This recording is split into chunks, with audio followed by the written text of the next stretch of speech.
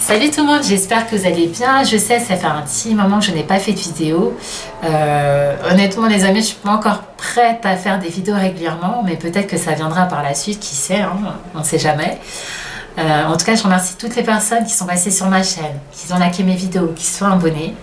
Un grand merci infiniment.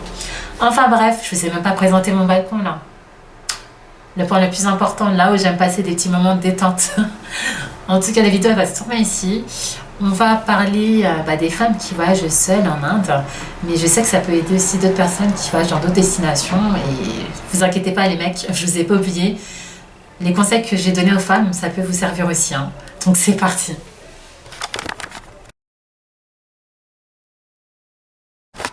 Je suis de retour. En numéro 1, montrez toujours que vous avez de l'assurance. Pourquoi je vous dis ça? Parce que parfois vous allez tomber sur des personnes qui ont des idées mais malsaines dans leur tête. Donc montrez que vous connaissez bien votre chemin, que vous connaissez par cœur votre itinéraire de A à Z. Ne montrez jamais que vous avez l'air d'être perdu.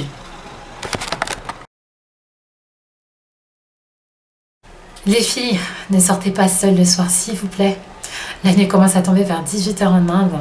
Donc faites attention à vous. Surtout si vous ne connaissez pas la destination. En plus, la plupart des femmes en Inde ne sortent pas souvent seules le soir. Voilà.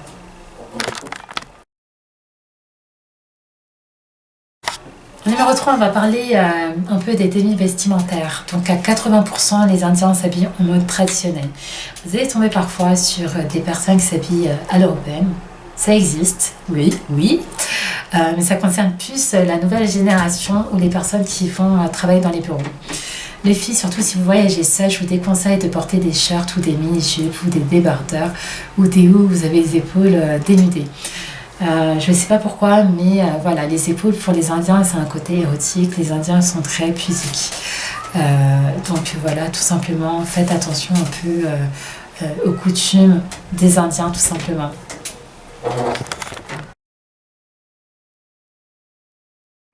En quatrième partie, on va parler des personnes qu'on peut rencontrer en Inde. Donc vous avez la personne qui veut pratiquer son anglais, donc qui voudra à tout prix parler avec vous pour soit devenir très très friendly avec vous, soit pour vous proposer d'autres services, pour vous emmener dans des agences de voyage, dans des hôtels pas chers ou dans d'autres endroits dans le but de toucher une commission. Vous allez tomber aussi sur Monsieur Burnett. Monsieur Burnett, vous allez le rencontrer sûrement dans la rue.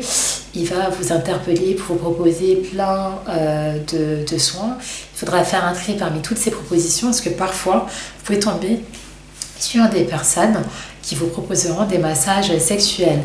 En numéro 3, vous allez tomber sur Monsieur Voyant. Donc lui, sûrement, vous allez le rencontrer durant votre trajet.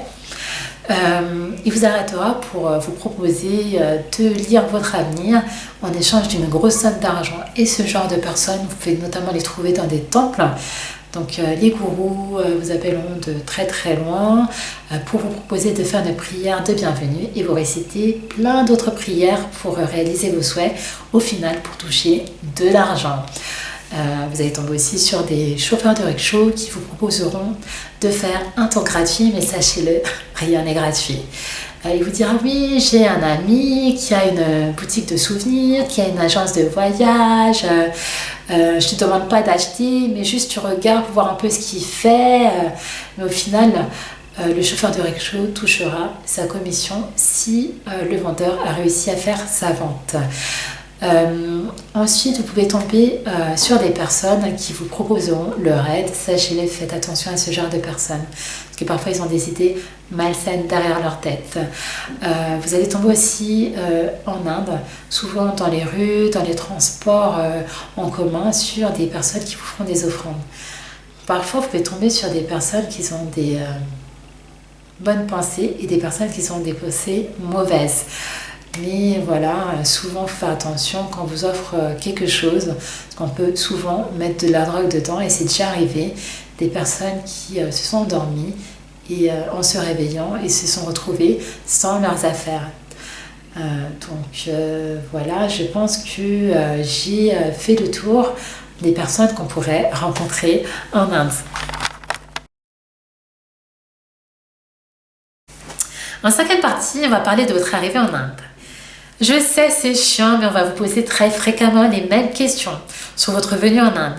Qu'est-ce que vous êtes venu faire en Inde? Sur votre métier, sur votre situation amoureuse.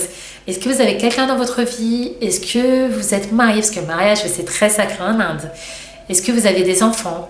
On va vous poser notamment des questions sur votre itinéraire. Est-ce que vous avez déjà programmé quelque chose? Donc les filles, je sais que c'est pas bien, mais il faudra mentir pour se protéger et pour être tranquille pendant tout votre séjour. Donc vous avez plein d'astuces, j'arrive même plus à parler.